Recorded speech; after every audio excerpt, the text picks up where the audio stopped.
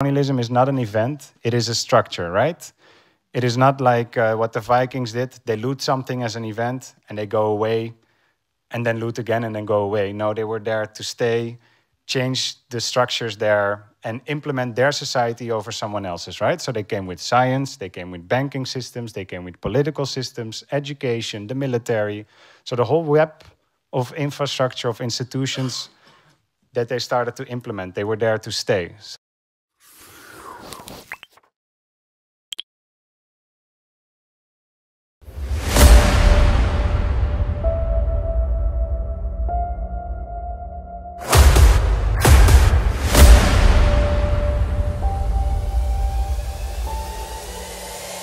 This is the journey to One Africa. The reason is that we feel that the term neocolonialism is not a lot known or discussed in the Netherlands. Usually colonialism is something framed as a history, right? Colonial history, but not so much into the present. So we first wanted to begin with two short presentations. I will give some context to present-day neocolonialism in a general sense, and Max Kofi will zoom in how that applies to the Netherlands and specifically also the cacao industry as a case study and an example how that works. So if I can have the first presentation slide. I wanted to begin with a question to you, just curious in the audience. Oh, the clicker worked during the technique check and then it always doesn't work. Next slide, please. So a question to you. Has economic inequality changed between rich and poor countries? And poor, I mean, aka colonized countries from 1955 onwards to the present. Has inequality, A, if you think increased, raise your hands. All right, I think a good half, a bit more than half thinks it is increased. Some of them followed the majority, I think, later. They were like, oh, if most people put their hands up. Who thinks B stayed the same? So it didn't change a lot. All right, who thinks it decreased? All right, one hand it decreased. And then part of the audience didn't know. Okay, next slide, please. So I'm gonna show this slide. So inequality between states has, if you see the bubbles, has increased a lot actually. So before colonialism, it was 1 on 3 between richer and poorer countries. Around 1945, it was measured, it was 1 to 35. Then it was 1 to 80 in the early 2000s. Yes, the clicker is working, that's great. And the most recent numbers that I could find from 2014-15 from the UN says 1 on 110. So it is increasing and increasing multifold. So through that legacy, we can understand and see that actually inequality is growing. So something in terms of infrastructure, colonial infrastructure, is still doing its work how it was intentionally set up. And besides between countries that inequality is growing, we see this also between individuals. So wherever you go through the global south, you will see where Europeans are living. Usually they are in gated communities with swimming pools, these kind of things, the richer areas. So you see, for instance, a picture in Sao Paulo, Brazil, where you see a favela, a wall, and then every platform balcony has its own jacuzzi looking over the favela where they don't have good clean water, etc., etc. But if you zoom out, of course, Fortress Europe is this same gated community, right?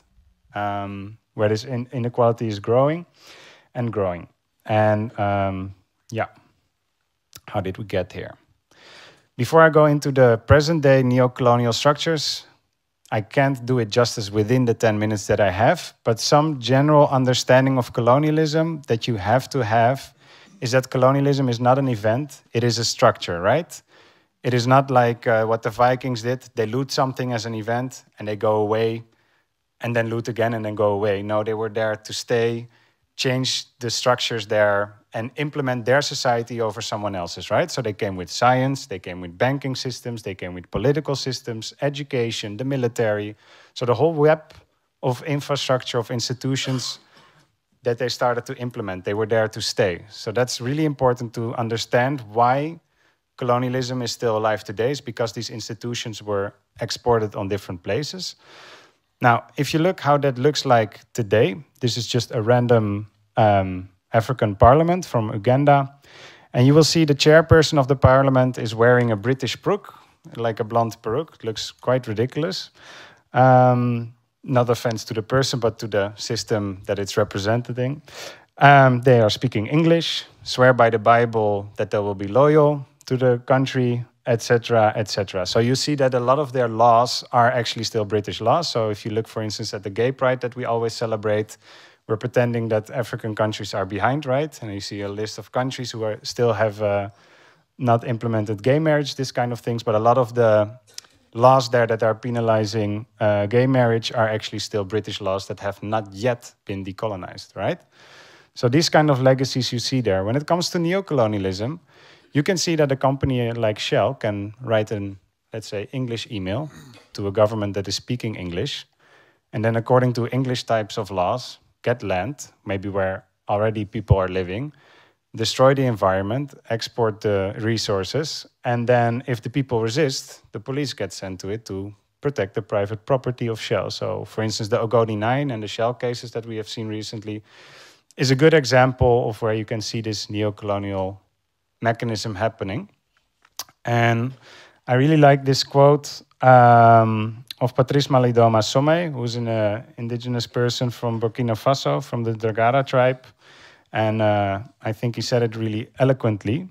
He said, colonial tyranny did not leave Africa, it simply changed its face. The maintenance of colonial languages as the new country official ones, the literal copy of colonial political administration, and above all, the strict observance of Western manners are all elements that have combined to give birth to the Third World. The governments of these countries copy the style of the countries in Europe that colonized them, and the people in the official government position act, dress, eat, sleep, and live like Europeans. I suspect that every literate African who went to a colonial school such as mine carries, as I do, the marks of literacy on his body. These marks are not small scars. Literacy was literally beaten into us, and to avoid pain, we had to quickly master European languages, end quote. Just for context, for those who don't know, you can have a country with strangely European drawn borders, and within it, maybe 100+ different languages spoken, right? But then the official language is English, for which he expresses his experience. Now, what happened at the Second World War? Some countries started to think, hey, if the right to self-determination applies to European people, they went to a European type of university, learning their Eurocentric curriculum, and they were like, hey, wait a minute.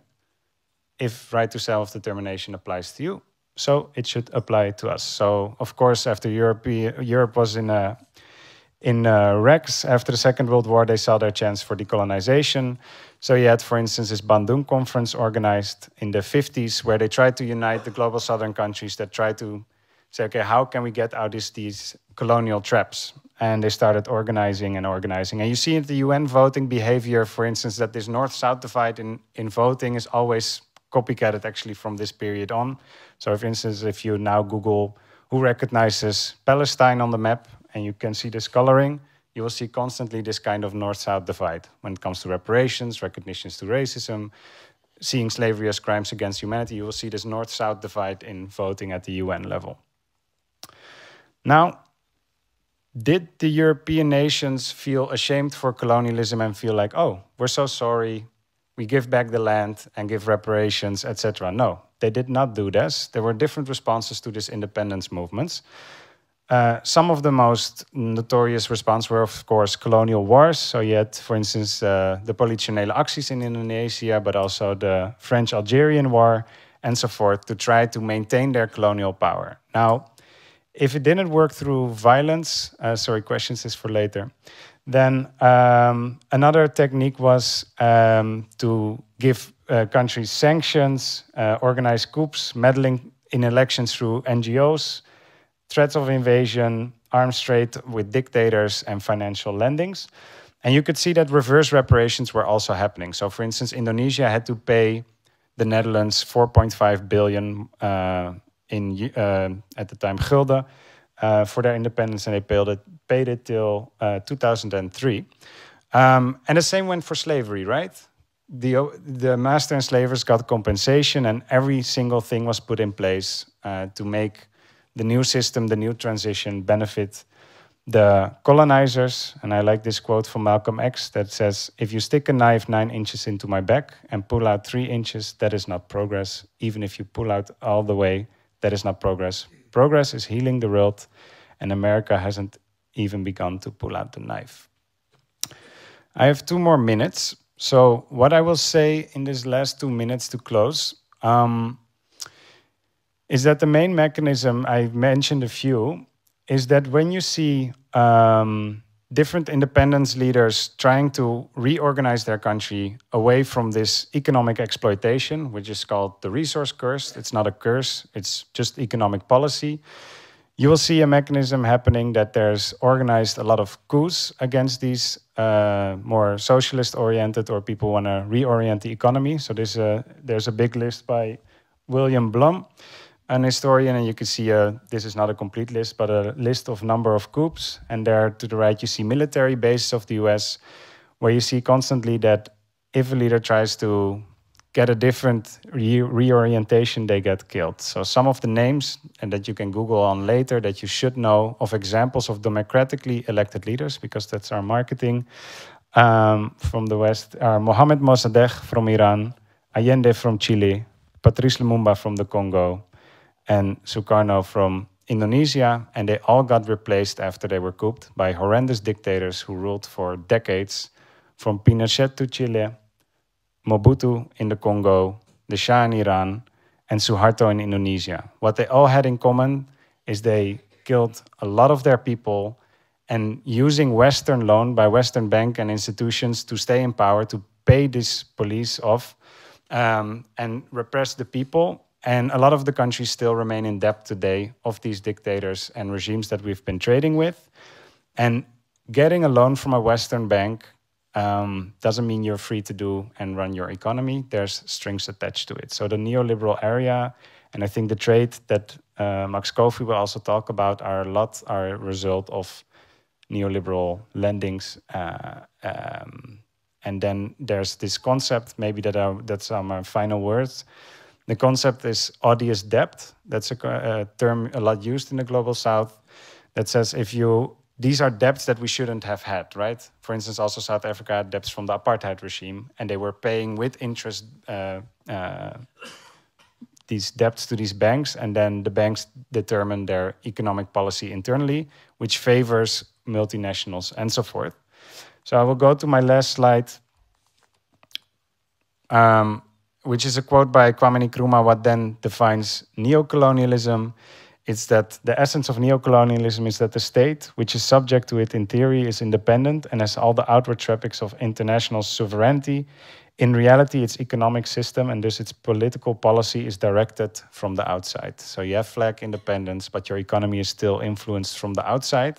And he actually found neocolonialism more mean than colonialism, because it was more easy to identify your colonizer, because you had the French, the British, and it's quite clear.